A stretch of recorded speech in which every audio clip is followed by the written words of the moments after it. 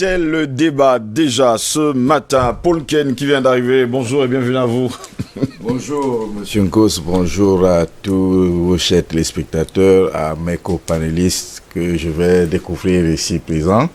Je salue toute l'équipe technique qui assure la production de cette émission. Merci en tout cas d'être là ce matin. André Christelle Fanga, bonjour et bienvenue à vous.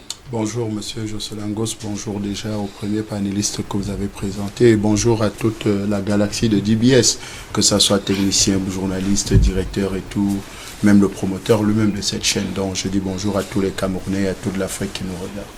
Et le professeur Assoumou Jules est également là ce matin. Bonjour et bienvenue à vous. Bonjour Monsieur Ngos, bonjour à mes amis qui vont partager ce moment convivial avec moi sur ce plateau ce matin. Et bonjour à vos nombreux téléspectateurs qui nous suivent tous les matins. Et qui nous suivent justement tous les matins. Messieurs, une question qui nous intéresse ce matin. Nous allons aller justement du côté de la Côte d'Ivoire. Et justement, nous allons essayer de voir ce qui s'y passe ces jours-ci. On parle bien sûr de Cocaine Gate. Ahmed Bakayoko, le début de la chute, c'est la grande interrogation. Un mystérieux collectif des justiciers panafricanistes vient de saisir la DEA, la Drug Enforcement Agency, d'une plainte contre Ahmed Bakayoko, actuel ministre d'État ivoirien de la Défense pour trafic et prolifération de cocaïne à très grande échelle du côté de la Côte d'Ivoire. Cette plainte fait suite d'ailleurs à l'enquête très fouillée d'un journaliste français d'investigation consécutive aux révélations d'un agent des services secrets américains officiant à l'ambassade des États-Unis à Abidjan. Pour rappel, la DEA, Drug Enforcement Agency, est une agence gouvernementale états-unienne chargée de la lutte contre le trafic et la prolifération des stupéfiants sur le sol des États-Unis, mais aussi, il faut le préciser, sur d'autres sols, il faut le préciser également. Et bien susceptible d'avoir le moins d'impact direct ou collatéral, de loin ou de près, sur les citoyens du pays de l'oncle Sam, qui, selon toutes les statistiques, sont les plus grands consommateurs mondiaux de cocaïne.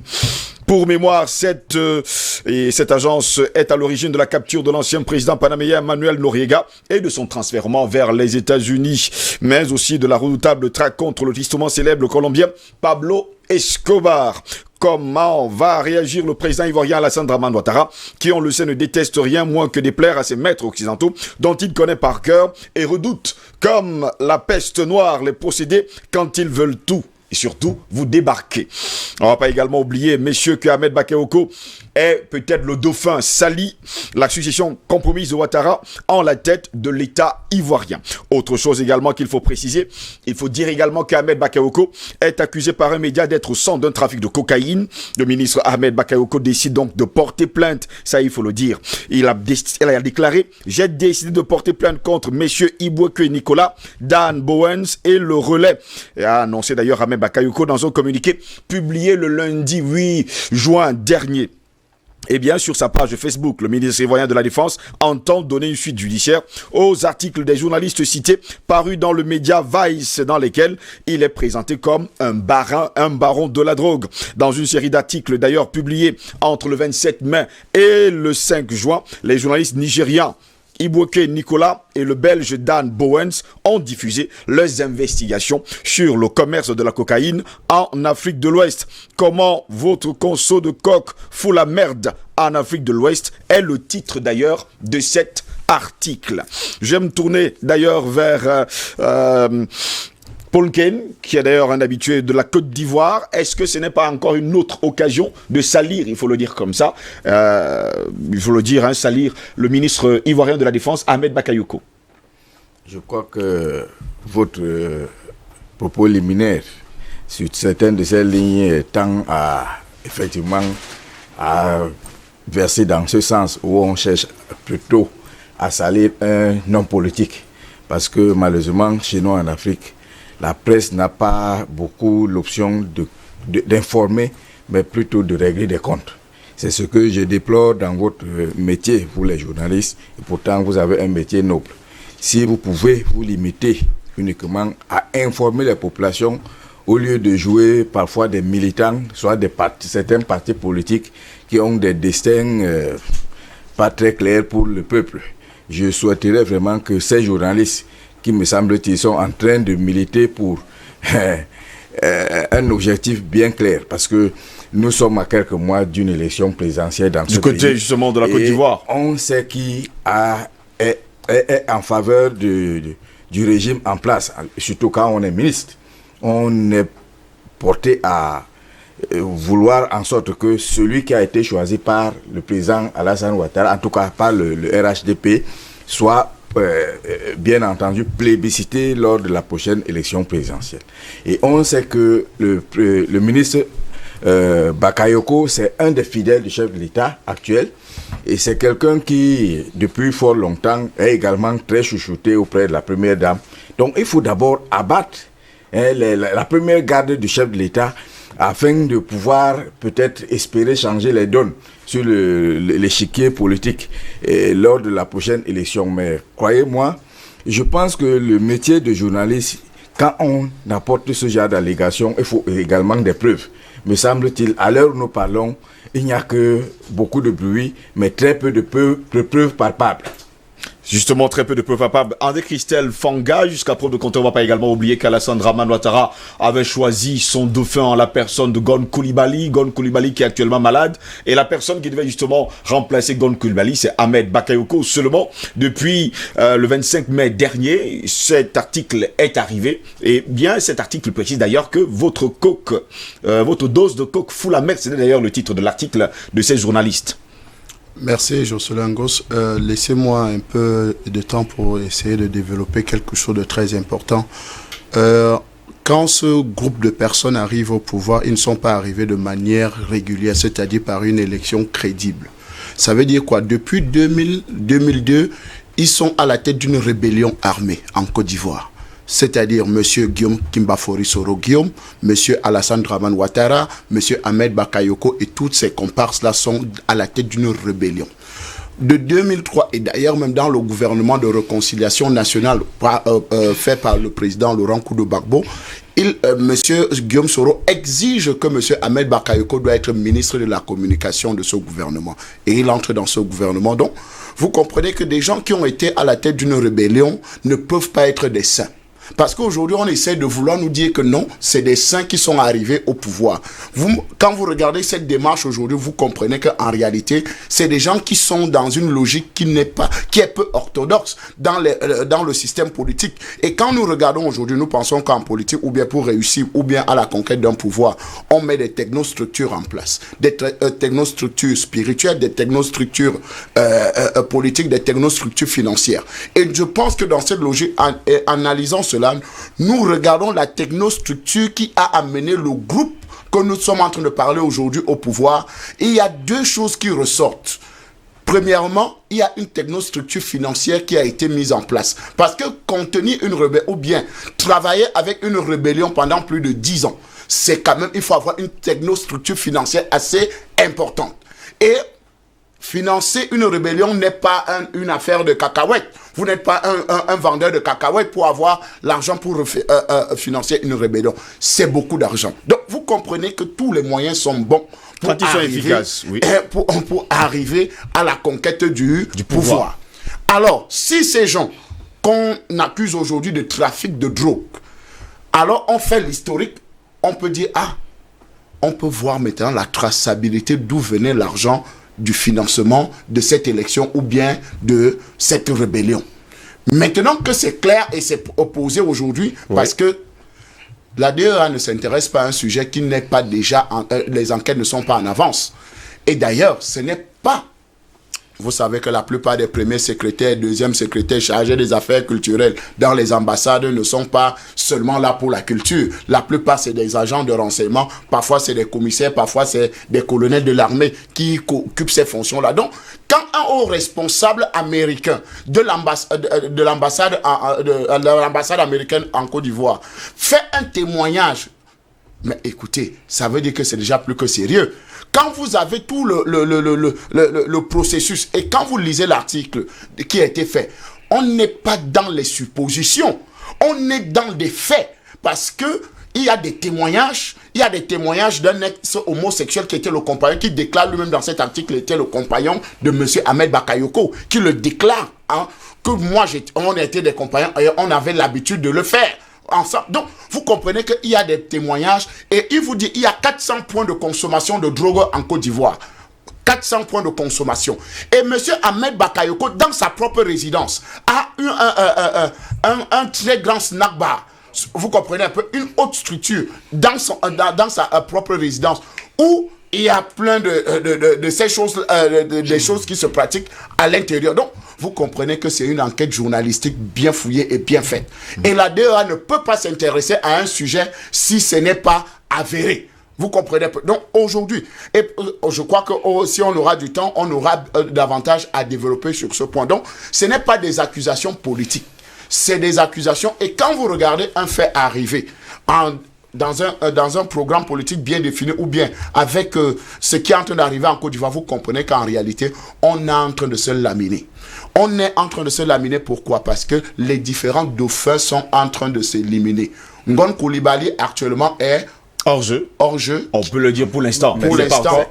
Vous êtes vraiment... Non, je pose la question. Il est malade. Oui, il est malade. Vous êtes très malade. Vous n'êtes pas son médecin pour le dire. Écoutez, nous disons ce que... Je pose la question. Nous avons les faits. Les faits, c'est que actuellement, M. Ngon Coulibaly est malade, hospitalisé en France. Celui qui le remplace directement, c'est-à-dire celui qui assure l'intérim de Premier ministre actuel de la Côte d'Ivoire s'appelle Ahmed Bakayoko. Accumulativement avec ses fonctions de ministre d'État et ministre de la Défense. Donc, vous comprenez qu'en réalité, c'est lui immédiat. Donc, c'est lui le candidat. Non, on n'a pas dit que c'est lui le candidat. Est-ce que Monsieur Paulken, souffrez de comprendre que ce que vous supportez ne sont pas des enfants de cœur. Ils sont prêts à tout pour arriver au pouvoir et on l'a vu. Comment ils ont fait pour arriver au pouvoir. Donc pour vous, jusqu'à preuve de contraire, il faut éliminer Ahmed Bakayoko. Mais bien sûr, c'est un dauphin. Vous avez vu, on a éliminé Guillaume Soro avec des mandats, des poursuites et tout le reste. Donc il est déjà dans son coin. Donc un dauphin déjà éliminé. On a éliminé Ngon Coulibaly. On ne sait pas si c'est réellement une maladie normale ou bien c'est un empoisonnement comme ils ont l'habitude de faire en Côte d'Ivoire. Si c'est autre chose. Bon, donc, ça c'est vous qui le dites. Mais je le dis avec des preuves. Est-ce que vous savez, je ne viens pas dans votre plateau pour faire de la blague. Oui. Je viens dire et j'assume mes propos. Parce que je sais ce que je dis. Parce que commencer à accuser des journalistes pour dire que non, c'est des suppositions, c'est des trucs hasardeux. Mais non. Avant de sortir un article, nous fouillons. Nous faisons des enquêtes. Vous comprenez un peu? Oui. Aujourd'hui, si vous mettez ce sujet à débat, c'est parce que justement, c'est un sujet important. Alors, c'est vous dire que non, il ne fallait même pas mettre ça en débat. Donc, vous comprenez que c'est un sujet tellement important et pas seulement pour nous, les Africains, même pour les États-Unis. Parce que quand on va aller plus loin, pourquoi la Côte d'Ivoire va faire les permis de conduire en Colombie, dans le territoire de Pablo Escobar? Les permis sont parce qu'en réalité, c'est un moyen de transport qui permet, on dit non, on est venu porter les permis de conduire que nous avons imprimés ici. Oui. Et on profite. C'est d'ailleurs une histoire qui a fait grand débat du côté de la Côte d'Ivoire. Donc voilà mon premier jet dans cette histoire. Premier jet dans cette histoire. Professeur Assoumou, on sait également qu'en politique, tous les coups sont permis. Oui, en politique, tous les coups sont permis, vous le dites. Hein. Et il faut savoir, je crois que tout le monde ici a lu Jean-Paul Sartre, les mains sales. Les mains sales, oui. Voilà, on se salit les mains facilement en politique. On les trempe dans la merde. On les et le sang. Je commencerai par dire que la Côte d'Ivoire, c'est un gâchis. Parce que l'héritage du Fouette n'a pas été valorisé pour dire le moins. Et je dirais également qu'aujourd'hui, nous assistons à un véritable film western. Vous savez, les films westerns, hein, au départ, il y a des associés. Et à la fin, hein, ces associés s'entretuent. Parce qu'une association de malfaiteurs, c'est très difficile qu'au moment du partage du butin, hein, oui, qu'on s'entende. Donc, bon, vous parlez d'une enquête. Moi, j'ai dit pourquoi maintenant? Exactement. Est-ce que le trafic de drogue a commencé aujourd'hui? Ce trafic de drogue, je crois qu'il y a des éléments qui montrent qu'il a commencé, hein, comme l'a dit tout à l'heure M. Fanga, hein, depuis la rébellion et peut-être même avant cette fameuse rébellion. Pourquoi est-ce qu'il n'y a pas eu des enquêtes en ce moment-là? Et ce que je retiens, c'est pas facile d'être dauphin. surtout en Côte d'Ivoire aujourd'hui. Quand le président Biya, hein, on passe cet extrait tous les jours, où il dit, mais sur les réseaux sociaux, le mot, voilà, c'est pas facile d'être dauphin. Hein. Il a même demandé hein, pour le dauphin pour faire quoi? Pour faire quoi? La démocratie. Oui, mais nous savons que c'est également une pratique que nous observons hein, par-ci, par-là. Alors, vous avez parlé de Soro, vous savez ce qui est arrivé à Soro. Vous avez parlé de M. Koulibaly. Oui. Bon, on ne peut pas dire que M. Koulibaly a été victime, je ne sais pas moi, d'un empoisonnement ou de quoi que ce soit, il est malade. Mais c'est quand même curieux, hein, drôle de coïncidence. Et puis aujourd'hui, c'est M. Bakayoko qui est, n'est-ce pas, vilipendé. Oui, la thèse du complot, j'aime pas trop cette thèse. Mais il y a des choses suffisamment évidentes hein, qui montrent que des coïncidences un tout petit peu bizarres amènent à se poser des questions. Pourquoi cette enquête? Pourquoi maintenant, à la veille des élections? Moi, je me pose des questions. Et c'est une enquête qui vient d'où? Là aussi, il faut se poser des questions parce que nous savons les relations que nous avons avec ces grandes puissances oui. Voilà, qui veulent contrôler le monde, qui contrôlent le monde, qui veulent continuer à contrôler le monde. Ce n'est pas évident du tout parce que ils font et défont les chefs d'État, ils font et défont les gouvernements. Aujourd'hui, est-ce que c'est pas ce qui est en train de se passer en Côte d'Ivoire pour dire, bon voilà, il faut éliminer les mauvais candidat et peut-être préparer un bon candidat. On peut également oublier, hein, professeur Assoumou, que c'est Vice Media. Il faut le dire, Vice Media, c'est une structure canadienne, ça il faut le préciser, un journal canadien, qui a justement utilisé les deux journalistes, l'un qui est bien sûr nigérian et l'autre qui est suédois. Mais si on va toujours rester dans le sillage, on parle d'aujourd'hui de Bakayoko comme étant le baron de la drogue du côté de la Côte d'Ivoire. Mais on sait également qu'il n'était pas en odeur de sainteté avec Alassane Dramane Ouattara. Monsieur Bakayoko? Oui. Avant de revenir sur ce point, je voudrais revenir sur une déclaration que M. Fanga a faite ici, oui. Comme quoi Alassane Ouattara a été le financier de la rébellion. Il a été démontré plus d'une fois déjà, oui. Notamment par un certain Sanogo, que la rébellion a été financée par le président Kadhafi. Et l'argent a transité par les mains du président Compaoré, qui a été déchu. Donc Alassane Ouattara n'a jamais participer à cette rébellion, malheureusement, qu'on lui a attribué. Ça, c'est un fait que je tenais à relever. Deuxième chose, concernant le ministre Bakayoko. Le ministre Bakayoko n'est pas en état de perte de crédibilité auprès du président Ouattara. Ça, c'est des affabulations que les gens fabriquent pour essayer de déstabiliser. Oui, tout à fait. Mais je tiens à remercier l'analyse de M. Assoumou, qui est beaucoup plus, je peux dire, intellectuel, parce que à 7 heures, personne ne peut vraiment trancher de manière claire pour dire voilà le responsable de la déstabilisation. Toutefois, je vous ai toujours parlé ici des élites de l'ombre. Un pays comme la Côte d'Ivoire a beaucoup de ressources. Vous pensez que quand on parlait des conférences de donateurs, ceux qui viennent donner leur argent, ils viennent parce que c'est la Côte d'Ivoire qui les intéresse, mais il y a des calculs. Et à l'approche d'une nouvelle élection présidentielle, ceux qui ont financé ce pays-là pendant les reconstructions se posent des questions. Est-ce que j'aurai encore la main mise sur tel terrain d'activité économique? D'où la publication de ce genre de rapport, pour essayer de tirer les ficelles dans l'ombre. Et quand on parle d'un homme politique, M. Fanga, il n'y a aucun homme politique qui ait les mains propres. Quand on parle de politique, ça voudrait dire que vous avez... Quand vous êtes d'accord avec mais bien sûr, on ne fait pas la qui a souligné d'ailleurs les mains sales de Jean-Paul Sartre. Tout homme politique a les mains sales. Je le dis ici. Il n'y a aucun homme politique qui puisse me dire qu'il a les mains propres. Ça n'existe pas. Certes, il y a quelques-uns qui ont un peu d'éthique, mais tous les hommes politiques, ils n'ont pas de sentiments. Donc, quand venez dire ici que ceux qui sont arrivés au pouvoir, même ceux qui étaient là, étaient-ils propres? Non. Donc, mon cher ami, quand on vient traiter d'un sujet comme celui-ci, ne l'oublions pas, il y a les élites de l'ombre qui ont leurs calculs, ceux qui ont financé ce pays pendant très longtemps.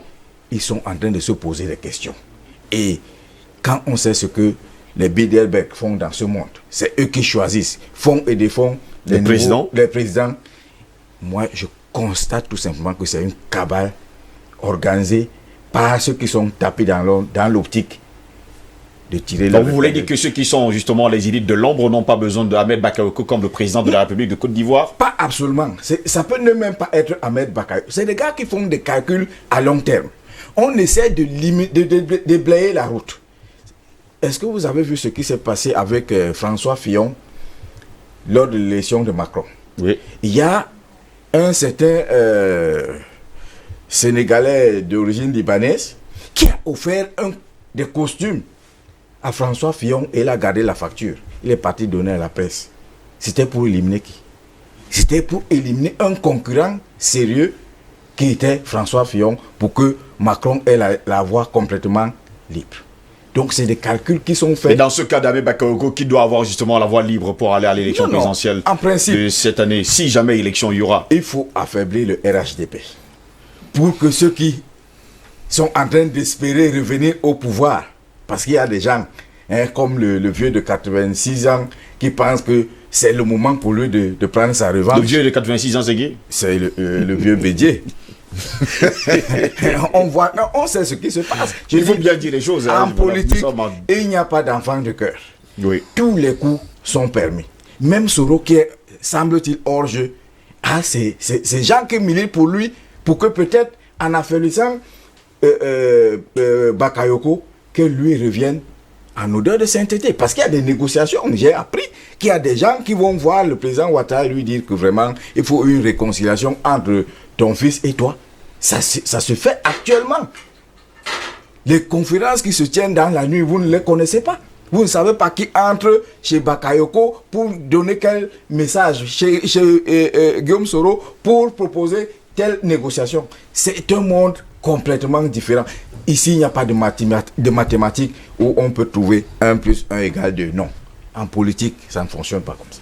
André Kissel-Fanga, jusqu'à preuve de contraire, on ne va pas également oublier de rappeler à nos téléspectateurs que Laurent Koudou-Gbagbo et Charles Blé Goudé ont été à la limite libérés parce qu'ils peuvent maintenant aller dans les 123 pays qui ont d'ailleurs signé, il faut le dire, le traité de Rome. Le traité de Rome. Aujourd'hui, on se pose des questions. Vont-ils rentrer en Côte d'Ivoire? Est-ce encore une autre occasion de créer encore des problèmes au sein même de la Côte d'Ivoire?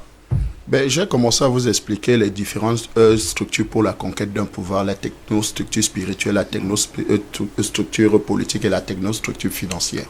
Et donc, que ça soit d'abord la technostructure spirituelle, c'est-à-dire elle peut être positive, c'est-à-dire avec Dieu, ou bien satanique. Vous comprenez un peu. Et je voudrais vous dire, en Côte d'Ivoire actuellement, M. Ahmed Bakayoko est le grand maître de la franc-maçonnerie. Donc c'est une technostructure spirituelle qui est très importante. Et vous conseillez ce que ça conduit. À quoi ça conduit. Maintenant, Paul King dit non, les hommes politiques ont les mains sales et tout. Et pourquoi il dit que Ahmed Bakayoko ne fait pas le trafic de drogue? C'est aussi simple que ça. S'il dit que tous les hommes politiques ne sont pas blancs comme neige, donc une accusation pareille ne peut pas sortir du chapeau d'Ali Baba. Donc, vous comprenez qu'en réalité, il y a un problème plus profond que ça. Et dire aujourd'hui que M. Alassane Dramane Ouattara n'était pas le financier de la rébellion, le principal, c'est-à-dire le porte-parole, c'est-à-dire l'initiateur ou bien celui qui a conduit les troupes de la rébellion en Côte d'Ivoire, c'est-à-dire quitter du Burkina Faso jusqu'à prendre le pouvoir en Côte d'Ivoire, a dit à Mondio Vision, aux Ivoiriens, si je n'avais pas pris les armes, M. Ouattara ne serait pas président de Côte d'Ivoire. Ça c'est Guillaume Kimbafori Soro Guillaume qui le dit. Il y a une déclaration en fait, publique. Là, c'est une déclaration. Écoutez, monsieur Paul Kane, vous êtes venu défendre vos amis. Mais nous sommes ici pour dire la vérité aux Africains. Oui, il ne vous a pas dit qu'il défendait des amis, ça c'est vous qui le dites. Parce que vouloir prendre une position comme celle-là, que je suis l'ami. Mais tu es l'ami de ces gens. Vous êtes l'ami de qui? Je ne suis l'ami de personne, je suis l'ami de la vérité. Ah bon? Et la vérité, c'est que... Qui vous a donné ce titre? La vérité, c'est que Guillaume Kimbafori Soro Guillaume l'a déclaré. Si je n'avais pas pris les armes, ce monsieur qui se prévaut, aujourd'hui président de Côte d'Ivoire, ne serait jamais président. C'est faux. à l'appui. Et lorsqu'il a commencé, les problèmes ont commencé avec Kimbafori Soro-Guillaume, il a demandé à M. Alassane Ouattara, et tu as pris le pouvoir dans un hôtel. Et quand vous êtes locataire d'un hôtel, c'est-à-dire quand vous avez fini d'utiliser la chambre, vous redescendez à la réception, vous déposez les clés et vous partez. Guillaume Soro l'a dit, vous pouvez vérifier. Donc quand nous parlons des choses, nous ne parlons pas des choses au hasard. On n'est pas venu pour blanchir un individu. Nous sommes là dans les faits. Parce que c'est un travail journalistique qui a été fait en compagnie des agents secrets. Parce que les agents secrets français sont derrière le dossier, les agents secrets américains sont dans le dossier. Vous comprenez un peu. Sans oublier les Canadiens. Donc, sans oublier les Canadiens. Donc quand on vient relever, et je crois que le professeur a posé une très belle question tout à l'heure. Pourquoi maintenant? Oui, pourquoi maintenant? Parce que justement, il y a une échéance électorale qui est en train d'arriver et très importante. Et on est en train d'éliminer chaque adversaire. Le RHDP était un consortium de partis politiques ou bien d'alliés politiques. Monsieur Ouattara a commencé d'abord à éliminer Monsieur Bédié de l'alliance politique. Vous savez quand même que le PDCI de Bédié a joué un rôle important pour que Monsieur Alassane Dramane Ouattara puisse arriver au pouvoir. Guillaume Soro a joué un rôle très important. Donc, tous ces différents acteurs sont en train d'être laminés au fur et à mesure. Monsieur Bédié a été chassé, ou bien l'alliance a pris fin, parce que si Monsieur Paul Keng est au courant, il y a eu des accords de Docro, s'il est toujours d'accro chez Monsieur Bédié, où la gestion du pouvoir devait se passer entre Monsieur Ouattara, après Ouattara, Bédié, après Bédié maintenant, Kimbafori Soro-Guillaume. Ce qui n'a pas été respecté. Donc, vous comprenez aujourd'hui que la structure du RHDP ou bien le RDR qui est unifié aujourd'hui, qui n'a que ça, qui n'est qu'une coquille vide actuellement, qui n'a qu'un seul parti et un seul leader, M. Alassane Dramane Ouattara, aujourd'hui est une coquille vide et tous ceux qui ont aidé M. Ouattara sont en train d'être éliminés. Je dis même éliminés, sont en train d'être fusillés à Mondiovision. Fusillé, pourquoi? Parce que quand vous regardez comment le PDCI a quitté le navire RHDP, quand vous regardez comment Kimbafori Soro-Guillaume est traqué, quand vous regardez comment Ngon Koulibaly, qu'on dit être le dauphin, est aujourd'hui dans une posture de malade, très malade. Quand vous regardez aujourd'hui M. Ahmed Bakayoko qui est accusé, vous comprenez qu'en réalité, on ne fait confiance à personne. On veut éliminer tout le monde parce qu'en réalité, est-ce que vous ne serez pas surpris d'avoir un troisième mandat d'Alassane Dramane Ouattara? That is the question. Maintenant, vous dites, est-ce que le retour du président Laurent Koudou-Gbagbo et du ministre Charles Blé Goudé ne va pas créer assez de ou bien de troubles? Non. Mais la Côte d'Ivoire aujourd'hui a besoin de réconciliation. Et ce n'est que le ministre Charles Blé Goudé et le président Laurent Koudou-Gbagbo qui peuvent apporter la réconciliation dans les cœurs des Ivoiriens. Ça, parce qu'ils ont longtemps souffert dans leur chair. Ceux qui sont aujourd'hui aux commandes de la Côte d'Ivoire ont longtemps brimé cette population. Parce que vous avez une population où, dans le système politique ivoirien aujourd'hui, c'est 20 ans de condamnation. Dès que vous levez la tête, c'est 20 ans. Vous allez regarder le vice-président du PDCI, qui était celui qui avait le vent en poupe pour prendre justement, peut-être qu'il devait être candidat du PDCI en Côte d'Ivoire, a été condamné 20 ans. Pourquoi? Parce qu'on a trouvé quelques couteaux et quelques machettes. En fait, c'était bien organisé. Et après, le gardien de la maison a disparu. C'est lui-même qui appelle que mais j'ai trouvé quelques carabines posées ici et quelques machettes. Directement, on l'a arrêté finalement, il a eu 20 ans, le vice-président du PDCI. Vous avez Madame Yves Babo qui a été condamnée 20 ans. Vous avez Blé Goudé qui a été condamné 20 ans. Vous avez le président Laurent Koudou-Gbagbo qui a été condamné 20 ans. En réalité, Guillaume Soro aussi vient d'être condamné 20 ans. Donc vous avez une politique des gens qui ne limitent que leurs adversaires politiques à tout bout de champ. Donc vous comprenez que cette Côte d'Ivoire a longtemps souffert à cause d'une dictature féroce. Aujourd'hui, ils ont besoin de réconciliation. Ils ont besoin de voir de nouvelles horizons. Et je crois que l'arrivée de Blé Goudé et du président Laurent Koudou-Gbagbo, c'est du pain béni sur leur table. Professeur Assoumo, vous suivez d'ailleurs André Christelle Fanga, qui nous a démontré par A plus B que jusqu'à preuve de contraire, il y a des gens qui ont été éliminés. Vous avez posé d'ailleurs la question tout à l'heure, pourquoi seulement maintenant, quand on sait pertinemment que l'élection présidentielle, c'est dans quelques jours. Mais on va également pas oublier, professeur Assoumo, que Alassane Dramane Ouattara a dit la dernière fois que s'il n'y a pas élection, eh bien le Parlement va continuer ainsi et que le pays continuera également comme ça. Oui, je crois que M. Fanga a chuté par là oui. Pour dire est-ce que c'est pas pour maintenir M. Ouattara au pouvoir. Je dis pour l'instant, on se pose des questions. Mais je crois que ce qui est plus important, c'est de se rendre compte aujourd'hui que la Côte d'Ivoire, comme l'Afrique, est dans une situation très délicate. L'époque des coups d'État militaires est passée et derrière nous. Maintenant, nous sommes à l'époque des coups d'État scientifiques. Et les coups d'État scientifiques s'opèrent par des réseaux. Et M. Fanga a parlé des technostructures spirituelles et économiques, politiques. Mais il n'y en a pas une seule. Et c'est justement une guerre de ces technostructures. Exact. Ça, vous le savez. Bon, l'Afrique aujourd'hui, ces technostructures viennent d'où? Et c'est ça le problème. Ces technostructures viennent de l'extérieur. Donc nous nous situons dans une situation d'esclavage, une fois de plus. Nous sommes des esclaves, ça vous le savez. Quand vous avez un maître, un gourou, vous obéissez à ce maître, à ce gourou-là. Donc, et ces gourous viennent d'où? Ils viennent de l'extérieur. Ils sont à l'extérieur. Et c'est eux qui pilotent tout ce que nous connaissons aujourd'hui. Ils parlent d'élimination.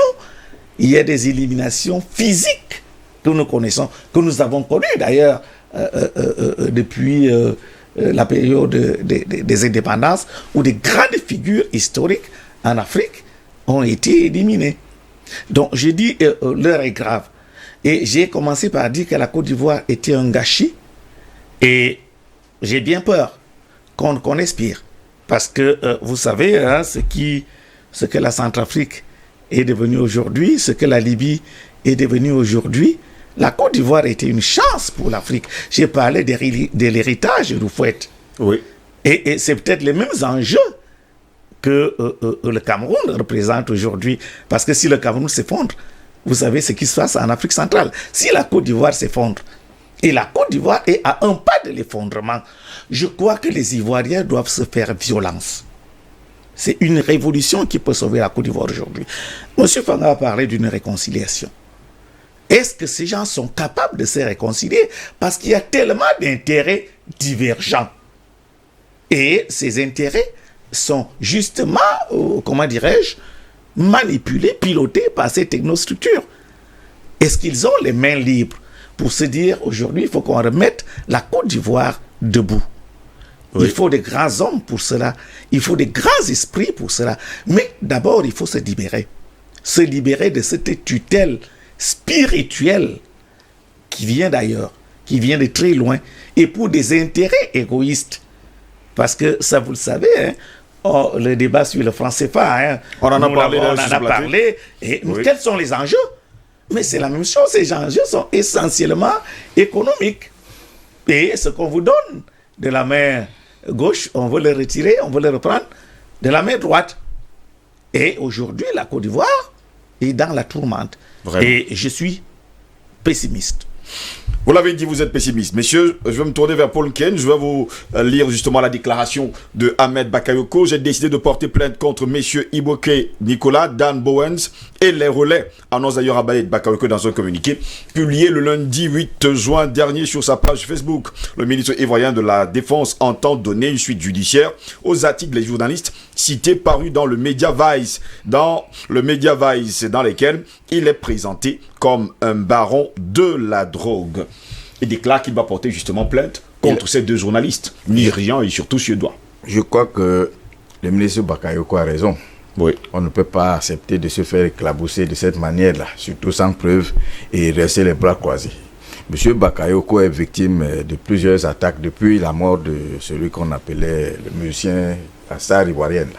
On l'a accusé d'être celui qui l'a exécuté. C'était son filleul. Et un grand consommateur de drogue. Alors, laissez Paul Ken terminer. Non, on va revenir. Je l'aide juste à connaître ce filleul d'Ahmed Bakayoko. Vous n'avez pas l'aider à parler. Il n'a pas besoin de leçons, M. Fanga. Allons-y, M. Paul Ken, allons-y. Après ça, on s'attaque à son obédience franc-maçonnique. Chacun de nous aussi a un dieu, ou alors c'est il n'y a pas Dieu dedans. En tout cas. Fanga, laissons finir Paul Ken, s'il vous plaît. Je n'ai pas à m'immiscer dans la vie privée de quelqu'un. C'est votre droit le plus absolu. Il y a en Afrique plusieurs chefs d'État qui sont affiliés à cette association. Si ce n'est pas tous, ne vous inquiétez pas. Bon, donc ça c'est son problème là-bas. Mais je crois que cette fois-ci, je l'ai dit et je le répète, le ministre Bakayoko, peut-être que c'est même pas lui qui est visé, c'est quelqu'un d'autre. Parce qu'en réalité, je l'ai toujours démontré, les élites de l'ombre, quand ils investissent quelque part, ils ne le font pas pour rien, pour les beaux yeux de qui que ce soit en Europe ou bien dans le pays concerné. Donc, il y a ce fait. Et le ministre Bakayoko ne peut pas croiser les bras et laisser qu'on traîne son honneur dans la boue. Je serai à sa place, je me serais comporté de la même manière. Mais je voudrais également dire à celui qui prétend que moi je suis l'ami du camp Ouattara et que lui n'est rien, mais j'ai entendu comment il est plus qu'un militant du FPI. Ici sur ce plateau. Il n'a pas dit. Non, et c'est ce qu'il dit. Parce qu'il fait des déclarations comme s'il a été mandaté pour représenter le FPI, pour montrer que à peine Gbagbo et Blé Goudé seront de retour en Côte d'Ivoire, mais ce sera la paix. Mais attention, nous sommes en train de parler des hommes politiques qui ont posé des actes et qui ont fait en sorte que le sang a coulé. Il y a des gens qui les attendent aussi là-bas de pied ferme. Ce n'est pas parce que la CPI, où il y a ce qu'on appelle le droit et la politique, a décidé ce que nous sommes en train d'observer. Il faut faire attention. Quels sont les motifs, les motivations qui ont poussé ces patrons de la CPI à opter pour cette décision? Il faut bien aller fouiller dans les décombres. Il y a des calculs que vous ne savez pas. Vous avez observé dernièrement que avant les élections en RDC, on est parti sortir Bemba de prison, Jean-Pierre Bemba, pour le préparer à venir embêter Kabila. Ne pensez pas que tous ces calculs-là sont anodins. Il y a toujours des personnes bien préparées à manipuler, surtout que c'est elles qui financent. La CPI n'a pas été financée par les caisses des chefs d'État africains. C'est les autres qui ont mis leur argent, donc ils doivent le récupérer à un moment donné. C'est ce qui se passe. Donc, ce qui se passe aujourd'hui avec le ministre Bakayoko, oui. Je dis, c'est une machination bien orchestrée depuis la mort. Quand on n'a pas pu la battre après la mort de ce musicien, on a... parlait d'Arafat. Oui, d'Arafat. Oui. On a espéré que le Covid allait l'emporter. Le Covid n'a pas pu. Maintenant que le Premier ministre est malade, le président Ouattara a commis un autre crime en faisant de lui le Premier ministre par intérim. C'est ce qui se passe. Donc, ces petits calculs mesquins ne parviendront pas à faire de Bakayoko un homme qui va arrêter de continuer à travailler pour le bien de son pays. C'est un ministre qui a prouvé qu'il méritait sa place dans ce gouvernement et il va continuer à faire son travail. André Kissefanga, Bakayoko déclare également dans mes charges de ministre de la Sécurité en Côte d'Ivoire pendant plus de 7 ans, et c'est l'actuel de la Défense, les résultats obtenus dans la lutte contre la drogue sont mondialement reconnus. Bien sûr. Ces actions, qui se sont soldées par de nombreuses arrestations, saisies et démantèlements de réseaux mafieux, ont valu des félicitations internationales à la Côte d'Ivoire, a ajouté Ahmed Bakayoko, le ministre d'État, qui a fustigé une cabale contre sa personne. Mais nous savons également, Paul Nkene, vous d'ailleurs, que dans les chansons des grands musiciens ivoiriens, il est décrit comme Ahmed Bakayoko, le demi-dieu. Je vais vous dire une chose qui est claire. Peut-être M. Paul Nkene ne connaît pas Ahmed Bakayoko. Ahmed Bakayoko est d'abord journaliste de formation. Je le sais. Il est directeur de publication du Patriote en Côte d'Ivoire quand il a 25 ans. Il est directeur de Radio Nostalgie en Côte d'Ivoire. Après, il devient PDG des radios Nostalgie. Ça veut dire quoi? Ça veut dire qu'il connaît bien les voies de la communication. Il connaît le journalisme. Et qui de là, il entre dans d'autres actions, que ce soit culturelles et tout le reste. Et nous savons tous qu'aujourd'hui, tous les jeunes musiciens ivoiriens qui roulent carrosse aujourd'hui, est-ce que le coupé décalé donne de l'argent? Ils roulent carrosse par rapport à quoi? Par rapport au business qui est derrière. Même aux États-Unis, la musique pop ou bien toutes ces structures-là, le R&B qui va avec, n'a que pour seul but le blanchiment d'argent et qui sort d'où? Du trafic de drogue. Donc vous ne pouvez pas être le patron de la culture. C'est-à-dire que ça soit ivoirien, que ça soit dans plusieurs États, oui. Et vous n'avez rien à voir avec un peu de drogue. Ça, je vous le dis, même au Cameroun, nous connaissons des patrons qui sont dans la culture. Moi, je peux vous en citer des milliers. Parce que je ne suis pas venu faire de la plaisanterie dans votre plateau. C'est pour venir dire des choses telles qu'elles sont. Donc, M. Ahmed Bakayoko est aujourd'hui une personne qui on connaît très bien. Oui. Son évolution, et vous savez ce qui s'est passé dans toutes les radios nostalgie avec les animateurs, et je ne veux pas en revenir dessus. Peut-être M. Paul Keng ne le sait pas. Vous savez, aujourd'hui, M. Ahmed Bakayoko, aucun homme politique, et c'est lui-même qui l'a bien dit, n'est propre. Et le professeur Assoumoulo a dit, ils ont trempé les mains jusqu'au coude de Paul Sartre. Donc ça a même traversé le cou. Ça a même pris toute la tête aujourd'hui. Ça a même pris toute la tête parce qu'ils sont noyés dans ces choses-là. Mais écoutez, soyons sérieux.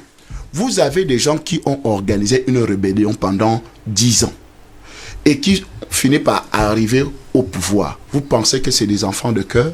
Ce n'est pas des enfants de cœur. Paul qui n'a pas dit le contraire. Hein? Mais il dit le contraire en disant que on veut éliminer politiquement Bakayoko, alors qu'en réalité c'est... Donc vous ne pensez pas que c'est justement parce qu'on veut l'éliminer? Écoutez, tous les coups sont permis en politique, mais nous traitons des faits. Oui. Le reste, les commentaires sont libres. Pourquoi Monsieur John, qui était le plus grand trafiquant de drogue dans le Pizzeria Margarita, vous comprenez un peu, oui, de la CEDEAO d'origine nigérienne, a été arrêté parce que quand Bakayoko fait cette déclaration, c'est parce que justement actuellement John, le propriétaire de cette pizzeria et qui a construit et qui était le patron Pizzeria Margarita, et qui était le patron du trafic de drogue dans la CEDEAO, dans ce territoire-là, a été arrêté et il est actuellement en prison à la Maka en Côte d'Ivoire. Pourquoi? Parce que M. Ahmed Bakayoko était ministre de l'Intérieur chargé de la sécurité à cette période-là. C'est-à-dire patron des services de renseignement. Donc vous ne pouvez pas avoir un grand trafiquant de ce niveau-là, qui a des hôtels en Côte d'Ivoire, qui a plein de structures en Côte d'Ivoire, et vous nous dites que non, il ne s'y connaît pas dans ce domaine-là. Écoutez, vous allez nous dire que non, Paul Atangandji ne connaît pas les choses qui se passent dans nos quartiers, alors qu'il a, si c'est combien de sous-préfets, il a combien de préfets, il a combien de gouverneurs sur lui qui lui donnent le renseignement tous les jours. Donc vous comprenez qu'en réalité, M. Ahmed Bakayoko a été très gourmand. Très gourmand, pourquoi? Parce que le trafic de drogue profitait tellement à John, il a fait tout pour éliminer John et le mettre en prison, pour que maintenant il récupère ce service-là pour lui, parce que vous savez que la rébellion était l'un des plus grands consommateurs de cette drogue. Parce que des gars qui sont arrivés en Côte d'Ivoire avec ces armes furieuses ne pouvaient pas venir étant sains d'esprit. C'était des gens qui étaient animés par des substances très fortes. Donc, quand nous parlons de trafic de drogue, de cocaïne, ce n'est pas une affaire de beignets, hein. Ce n'est pas les cacahuètes, ce n'est pas les arachides, non. Monsieur, c'est un trafic qui concerne les États.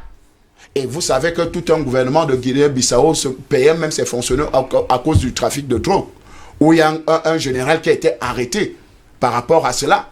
Vous savez que tout un chef d'État a été déporté par les États-Unis, pas seulement un seul, plusieurs. Donc ce n'est pas une affaire des petits individus. D'ailleurs même, le trafic de drogue ne se fait pas par les petits marchands du quartier, jamais. C'est toujours des technostructures assez importantes. Et cette technostructure-là aujourd'hui ne peut qu'avoir sa tête un homme comme le ministre d'État, ministre de la Défense, vice-premier ministre, premier ministre par intérim, que Ahmed Bakayoko. Donc, il peut se défendre au tribunal. Et pour nous, c'est même une honte d'aller au tribunal ou bien commencer à aller porter plainte. C'est son droit de se défendre. Je suis d'accord. Je pense que c'est son droit de se défendre également. C'est même une honte. Pourquoi? Parce que où il va porter plainte, le procureur, c'est son beau-frère. Le procureur actuel d'Abidjan, de Côte d'Ivoire, c'est son beau-frère. Donc, vous allez avoir quelle justice là-dedans? Nous comprenons. Donc, vous comprenez qu'en réalité, on est pour maquiller des choses et une décision de justice va sortir là de nulle part. Donc, vous comprenez que M. Paul Keng ne connaît pas de quoi il parle. Il parle des choses qu'il ne connaît pas. Il veut défendre, il veut blanchir quelqu'un qui est déjà sale jusqu'au cou. Messieurs, on vous comprend parfaitement, vous avez occupé l'information. Reste cependant, messieurs, que certains des faits évoqués ont déjà fait l'objet de couverture dans la presse ivoirienne, comme l'emprisonnement du parrain local, un Nigérian connu sous le nom de John, propriétaire de somptueuses propriétés dans la ville d'Abidjan. Le responsable de la pizzeria Margarita également a été écroué. Son arrestation a fait l'objet de comptes rendus dans la presse. Et par-delà tous les fumoirs se sont démultipliés ces dernières années dans le pays, ainsi que les enfants criminels appelés les microbes. On va pas également oublier, professeur Assoumou, que du côté de la Côte d'Ivoire, il y a de jeunes gens qui, on les a surnommés dans les microbes, qui agressent en plein jour au su et au vu de tout le monde, et ont déclaré d'ailleurs que ces enfants étaient justement ceux qui, à la limite, distribuaient la drogue à Abidjan. Oui, je vais préciser ici que la drogue circule beaucoup en Afrique de l'Ouest. Elle circule dans le monde entier, hein, peut-être en Afrique centrale, mais vous savez, elle circule beaucoup en Afrique. Et depuis, quand on le dit, peut-être même au Cameroun, mais je vais vous dire que j'étais... Elle circule, elle existe. Oui, mais ce que je voudrais vous dire, je vous prends un exemple. Hein. Oui, allez-y. Ça fait, j'étais étudiant en Grande-Bretagne, je crois que c'était en 90. Quand on arrive en Grande-Bretagne, il y a des gens qui nous abordent, qui viennent, bonjour, vous êtes Nigérian? Naturellement, on parlait l'anglais. Vous êtes Nigérian? Pourquoi ils nous demandaient si nous étions Nigérians? Je ne comprenais pas pourquoi ils nous demandaient si nous étions Nigérians. Vous comprenez? Oui. Voilà. Alors, ça veut dire qu'ils savent à qui ils s'adressent. Ils savent pourquoi ils s'adressent. C'est après qu'on m'a expliqué que c'est des gens qui vous abordent parce qu'ils savent que vous avez probablement quelque chose, un petit produit qui les intéresserait. Ok? Ça se passe comme ça se passait comme ça en 90 et ça se passe encore comme ça aujourd'hui. On ne m'a pas, j'ai dit, dès que vous dites je suis Camerounais, ils s'en vont. Je dis pas que la drogue ne circule pas au Cameroun, mais j'ai pu vous dire que... Voilà, mais en Afrique de l'Ouest, c'est connu depuis des décennies, n'est-ce pas? C'est toute une industrie. C'est toute une industrie. Donc, on ne va pas dire la drogue ne circule pas, par exemple, en Roumanie ou machin, mais quand vous parlez de Colombie, tout le monde sait ce que c'est. Donc, elle circule, mais il y a des pays, il y a des régions où c'est une véritable industrie. Et c'est pas étonnant, justement, vous parlez de la Côte d'Ivoire. Je vais vous dire que il y a la politique politicienne, hein, nous en avons parlé sur ce plateau. C'est un tout petit peu dans tous les pays. Mais il y a également une politique criminelle. Et là, il faut faire très attention quand on arrive à la politique criminelle. La politique politicienne, c'est la politique des coups bas, la politique des réseaux, etc. Mais quand la politique est basée sur l'industrie, je peux dire l'industrie du crime, ça devient très dangereux et ça devient incontrôlable. Oui. Je vous ai parlé de l'effondrement de certains pays africains. Et vous le savez, cet effondrement, c'est pourquoi? La cause principale, c'est justement cette politique criminelle basée sur l'industrie du crime. Je voudrais revenir sur ce que j'ai dit tout à l'heure.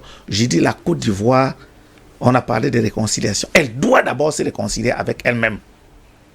Et je crois que les dirigeants aujourd'hui qui ont un certain âge, Henri Konan je crois, monsieur qui a parlé justement, voilà, franchement, est-ce que c'est normal que cet homme-là se revienne? Tout à fait, c'est ce que je voulais dire. C'est ce que je voulais dire qu'à un certain âge. C'est son droit, monsieur Paul Kenga, de venir. Monsieur Assoumou, oui, je vous cède la minute. Un peu d'éthique quand même auprès de nos hommes politiques en Afrique. Bédier à cet âge a quoi encore à offrir à ses jeunes compatriotes, alors qu'autour de lui, il y a des jeunes aux dents vraiment très longs qui pouvaient encore faire mieux. Lui, c'est la revanche. Il veut encore plonger ce pays dans le sang. C'est inadmissible. Vraiment, je serais ivoirien, je militerais pour qu'il ne soit jamais candidat. Et je pense que Ouattara avait eu raison de lui promettre que tu vas me remplacer. Mais au moment venu, il a mis en place une stratégie qui l'a empêché. Mais quand vous avez un menteur patenté à la tête de l'État, mais nous sommes en politique, il n'y a pas de menteur en politique. C'est le travail de la politique, le mensonge en fait partie. Donc tous les politiciens sont des menteurs. Tous les politiciens, d'accord, laissez donc terminer son propos. Oui, je voudrais pour reprendre la parole dire, ça c'est un point de vue que je respecte. Et peut-être que je partage. Mais je vais dire qu'est-ce qui se passe. Vous savez, le vieillard en Afrique, c'est un sage. Pourquoi les vieillards, depuis quelque temps, ont cessé d'être des sages? Il y a un problème. Il y a un aîné, l'un de mes parents, ou de mes parrains, si vous voulez, le professeur Bouélé, excusez-moi de le citer, qui m'a dit, mon fils, ne sois jamais esclave. Jamais. Quand j'ai commencé à grimper dans le grade, et quand je suis devenu enseignant de rang magistral, il a dit attention, il y aura des tentations. Ne sois jamais esclave. Rentre chez toi, dors, prends tes décisions en toute souveraineté. En toute souveraineté. Il nous manque cette souveraineté. Et je crois que c'est pour cela que nous avons un tout petit peu cette tragédie des vieillards qui sont esclaves de tel ou tel lobby, de telle ou telle obédience spirituelle et qui n'agissent plus en toute liberté. Parce que je ne peux pas comprendre. J'ai dit, à un certain âge, on n'a que des choses à donner. On n'attend plus grand chose de la vie. On doit donner. Et la question que l'on se pose, et c'est pour cela que nous avons des enfants, c'est pour cela que les enfants nous sont très chers en Afrique. Parce qu'on doit laisser un héritage. Quel est l'héritage que je vais laisser? Quelle Côte d'Ivoire est-ce que... Et je pose la question justement, et la Côte d'Ivoire dans tout ça? Parce que vous parlez Soro, Ouattara, Bédié, et la Côte d'Ivoire dans tout ça. C'est où? Je dis, si la Côte d'Ivoire ne se fait pas violence, si les Ivoiriens ne se font pas violence, il y a ces chaînes, ils doivent d'abord se libérer de ces chaînes-là et tous ces gens. Pourquoi ne pas organiser justement cette fameuse conférence Vérité Réconciliation comme nous l'avons connue en Afrique du Sud, où je dirais à la fin de cette conférence, tous ces gens quittent la scène et laissent une autre génération prendre la Côte d'Ivoire en main. Parce qu'il y a des chaînes, il faut briser ces chaînes-là. Et si on ne les brise pas, des vieillards, comme l'a dit M. Nken, vont continuer à se dire, non, bon, nous allons mourir au pouvoir. Mais ce n'est pas parce qu'ils veulent mourir au pouvoir, parce qu'ils sont tenus par tel ou tel engagement, peut-être mystique, n'est-ce pas, à continuer cette œuvre, tout en sacrifiant la Côte d'Ivoire. J'ai dit, j'ai bien peur que si cette guerre continue, parce que c'est une guerre ouverte et elle atteint des proportions, vous parlez de Gbagbo tout à l'heure ou de Blé Goudé, je crois que ce n'est plus l'affaire de Gbagbo, de Blé Goudé aujourd'hui. Ils sont peut-être hors jeu, mais je dirais, dans cette réconciliation, ils ont un rôle important à jouer. Tout à fait. Si la Côte d'Ivoire veut se réconcilier avec elle-même, ils ont un rôle important à jouer.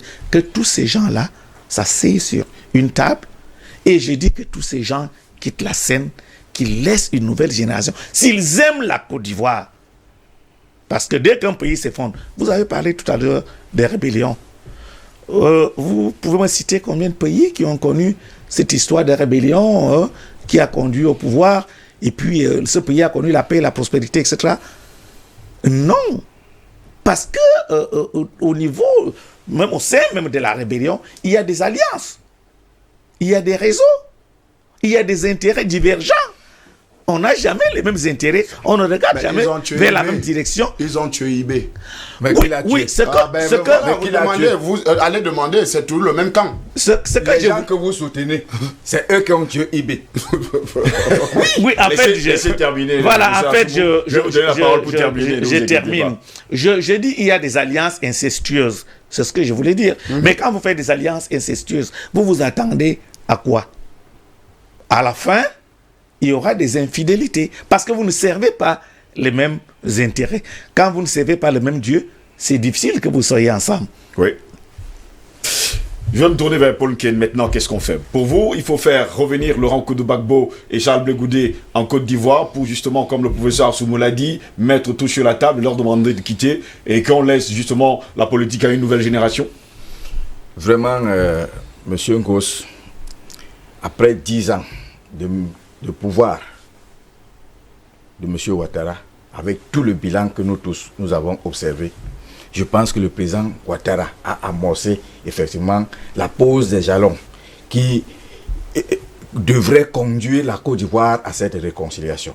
Parce qu'en empêchant au président Bédié de revenir, parce que c'est ça qui a amené le président Ouattara à dire que je serai candidat avant qu'il ne déclare officiellement qu'il n'est pas partant. L'objectif était d'empêcher que les vieux, eux qui ont été les trois qui ont cristalliser la vie politique en Côte d'Ivoire. Donc, Koudou Bagbo, Charles Blé Goudé et Alassane Dramane Ouattara lui-même. Il faut que tous partent. Et d'ailleurs, Ouattara, lui, n'est plus partant. Ça, c'est quelque chose d'exceptionnel en Afrique. Je vous posais une question avant que vous ne terminiez. Pourquoi avoir tiré sur un jeune de 41 ans en la personne, justement, de Guillaume Ibafouré Soro? Mais attention. Si on veut bien qu'il y ait une nouvelle génération de politiciens. Quand on veut former effectivement une nouvelle génération de politiciens, ce n'est pas parce que il a contribué à la victoire du président Alassane Ouattara qu'il faille absolument lui céder le pouvoir. Il y a des intermédiaires, comme par exemple l'actuel Premier ministre, qui est entre Ouattara et Soro, qui a côtoyé le président Ouattara depuis plus de 30 ans, qui connaît tous les dossiers. Ce n'est pas parce qu'on a été chef d'une rébellion qu'on doit absolument obtenir le pouvoir de cette manière. Non, je n'ai rien contre Guillaume Soro, pour qui j'avais beaucoup d'admiration, mais me semble-t-il il a été trop pressé. Il pouvait encore rester dans l'antichambre pour se préparer. Le fait pour lui d'avoir refusé de participer au RHDP, me semble-t-il, c'est une erreur politique. On peut faire au moins revenir Charles Blé Goudé. Blé Goudé, lui également, je le dis encore, c'est des gens pour qui j'avais beaucoup d'admiration. Mais il faut faire attention. Il y a des personnalités dans ce monde. Quand ces personnalités-là sont sur une scène politique, c'est très facile que ça s'embrasse. Je crains, ça sincèrement, ça c'est ma position. Je n'ai rien contre Blé Goudé ni président Bagbo, mais je suis sûr que si ces deux personnes mettent pied en Côte d'Ivoire demain, avant que l'élection se tienne, il y aura déjà, à cause de quoi? Nous, Africains, nous avons l'entretien de ce qu'on appelle la rancune, nous sommes émotionnels, et il y a des gens pour qui, tant que le président Bagbo n'est pas au pouvoir, mais je vous interromps pas. J'ai appris que le président Bagbo a appelé le président Ouattara. C'est la presse, hein? Oui. Je sais pas. Ça s'est fait, c'est officiel. Ne vous inquiétez pas. Il a appelé, voilà, c'est officiel. Appelé le président Ouattara. Je pense qu'il y a les élections. Nous parlons trop d'élections en Afrique. L'essentiel, c'est pas les élections. Peut-être que le président Bagbo et le président Ouattara auraient pu s'entendre avant les élections pour organiser cette conférence-là de réconciliation, de pardon avant les élections. Je dis encore, moi je ne vois pas le président Bagbo, président de Côte d'Ivoire. Je ne sais pas s'il en a encore les ambitions. Il en a tellement. Peut-être. Vous n'êtes pas avec lui. Oui, peut-être. Non, peut-être. C'est une déclaration. Peut-être, pour moi, ça ne servirait pas la Côte d'Ivoire. C'est ce que je voudrais dire. Ça ne servirait pas la Côte d'Ivoire. Vous avez parlé du président Ouattara qui s'est retiré. Je pense que c'est une bonne chose. Très bonne. Mais c'est retiré, mais vous devez savoir également qu'il a déclaré haut et fort que même s'il n'y a pas élection, le Parlement va continuer ainsi. Non, mais ça, les deux chambres de Parlement, et que lui-même va rester et demeurer président. Ça, c'est la disposition constitutionnelle. Qu'il a voté en dernière minute. Il ne faut pas... Non. Peut-être qu'il a voté en dernière minute. Non. Il y a encore quelques mois. Elle n'a pas été votée en dernière minute. Mais je voudrais, comme nous sommes vers la fin, je voudrais dire, vous savez, j'ai parlé tout à l'heure de guerre des rébellions. À un moment donné, pour qu'il y ait vraiment réconciliation, et c'est ce que Mandela a réussi en Afrique du Sud. Vous savez, il y a les seigneurs de la guerre, SEI, et les seigneurs de la guerre, SAI. Tous les seigneurs de la guerre en Côte d'Ivoire, aujourd'hui, doivent débarrasser le plancher. Voilà. André qui s'est fait encore votre mot de fin, parce que nous sortons justement de cette édition votre débat. Ça a fini très vite là. Non, on aura le temps de revenir là-dessus. Oui, j'allais dire c'est le temps, parce que j'ai d'autres invités. Le sujet était tellement passionnant. Bon, ok, je voudrais dire une chose. Je vais dire une chose qui est claire. Le problème aujourd'hui en Côte d'Ivoire, vous ne pouvez pas parler de réconciliation sans qu'on établisse la vérité.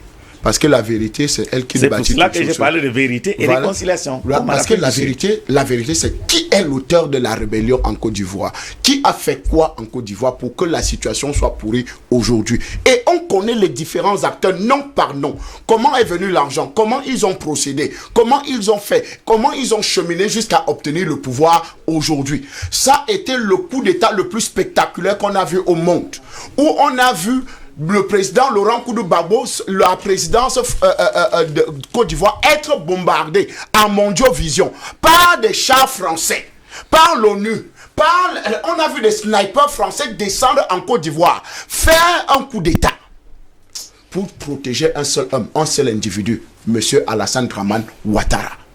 Donc, avec ce genre de personnage en nous, et je crois qu'il va entrer dans la poubelle de l'histoire africaine. Non. Ça, il faut Jamais. se le dire clairement. Jamais et à c'est jamais. la poubelle de Le l'histoire, président Monsieur Ouattara est un grand Africain. C'est le la seul qui poubelle peut de l'histoire, monsieur. Sans effusion du merci, sang, monsieur. merci. Ça, je ne peux pas accepter que pareil Je bêtise vous soit comprends dite parfaitement, ici. messieurs. C'est Monsieur, impossible. monsieur, Le seul qui laisse le pouvoir librement, c'est lui. Merci. Ok. Il nous a servi une rébellion et c'est lui qui a mené le Ouattara n'a président jamais élu. fait la rébellion, monsieur. Écoutez, Jamais. monsieur Paul Cherchez Soufflé. l'origine du désordre Soufflé. politique en Côte d'Ivoire. Messieurs, je vais vous dire Ceux merci. qui ont amené merci. l'ivoirité, Je vous dis c'est merci. eux. Je vais vous dire merci d'avoir été là ce matin. En quelques secondes. Oui, vous en comprenez quelques un peu. secondes, parce que... Monsieur Ouattara a amené le concept de président élu. Oh Et là voilà, là. ça a pris tout le monde Voilà. dans tout le Écoutez les histoires. carré. Ouattara n'a jamais eu ce genre d'expression dans sa Finalement, bouche. vous voulez quoi, monsieur? Non, Paul monsieur. Kay? Merci. On parle des faits. On peut ne pas être non, d'accord. jamais. Monsieur Ouattara Je ne a peux amené pas la laisser, rébellion. je ne peux pas. Monsieur Ouattara a créé une monnaie qu'on appelle ECO qui n'est pas... Vous comprenez que voilà un criminel politique et un criminel économique. Merci, messieurs.